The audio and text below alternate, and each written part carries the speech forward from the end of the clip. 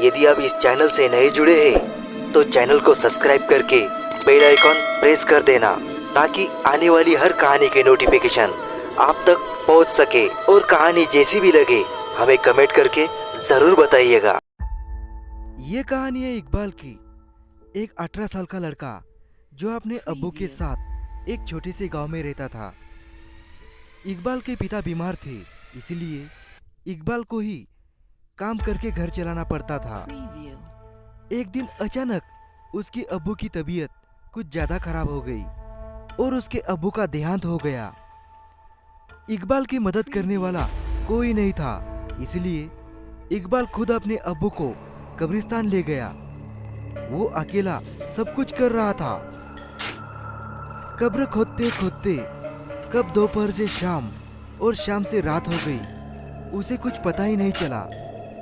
जब वो अपने अब्बू को दफना के कब्रिस्तान के गेट की तरफ बढ़ रहा था, तब काफी रात हो चुकी थी। हवा भी तेज चलने लगी थी। अचानक इकबाल को किसी ने पीछे से आवाज दी, इक्कू बेटा। जब उसने पीछे मुड़कर देखा तो कोई नजर नहीं आया। सिर्फ इकबाल के अब्बू ही उसे इक्कू कह के बुलाते थे।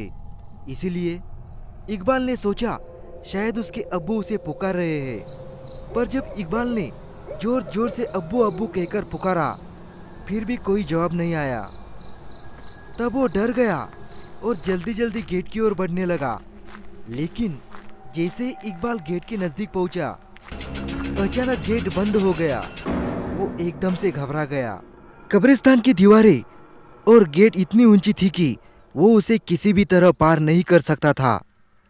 कब्रिस्तान की एक और गेट थी जो कि पीछे की तरफ थी, लेकिन उस गेट तक जाने के लिए इकबाल को वापस कब्रिस्तान के बीच से होकर जाना पड़ता था। किसी तरह हिम्मत जुटाकर उसने दूसरे गेट तक जाने का फैसला किया। वो सुनसान कब्रिस्तान के बीच से जा ही रहा था कि अचानक उसे दूर एक आदमी खड़ा हुआ दिखाई दिया। वो उस आदमी के पास गया और पूछा, कौन हो तुम? उस आदमी ने कोई जवाब नहीं दिया। इकबाल फिर से उसे पूछने ही वाला था कि उस आदमी का सिर अचानक से पीछे घूम गया। उसकी दोनों आंखें लाल थी और इकबाल को गुस्से से देख रहा था। ये देखकर इकबाल जोर से चिल्लाया और भागने लगा। भागते भागते वो एक पेड़ के पास जाकर रुका और किसी तरह वहीं पे रात गुजारने का फैसला किया।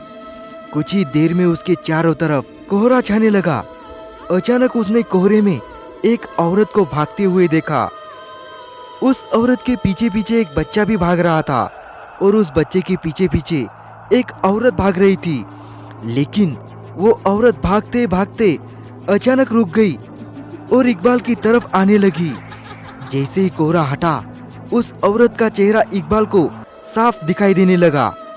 उस औरत को देखकर इकबाल के रोंगटे खड़े हो गए, मानो जैसे कि वो औरत सालों से उस कब्रिस्तान में दफन हो। वो औरत इकबाल के करीब आ रही थी और इकबाल धीरे धीरे पीछे हट रहा था। अचानक इकबाल का पैर फिसला और वो एक कब्र में जा गिरा। कब्र इतनी गहरी थी कि वो वहां से निकल भी नहीं पा रहा था। उसे लगा कि कोई उसे जमीन के अंदर खींच रहा है। जब वो पीछे मुड़ा तो देखा कि वही औरत उसे खींच रही थी। उसका आधा शरीर जमीन के अंदर जा चुका था कि अचानक उसे लगा कि कोई उसका हाथ पकड़ के ऊपर खींच रहा है। वो जैसे ही ऊपर आया, सीधा कब्रिस्तान के बाहर भागते हुए चला गया। उसे समझ आ गया था कि उसे ऊपर खींचने वाले उसके अब्बू ही थे।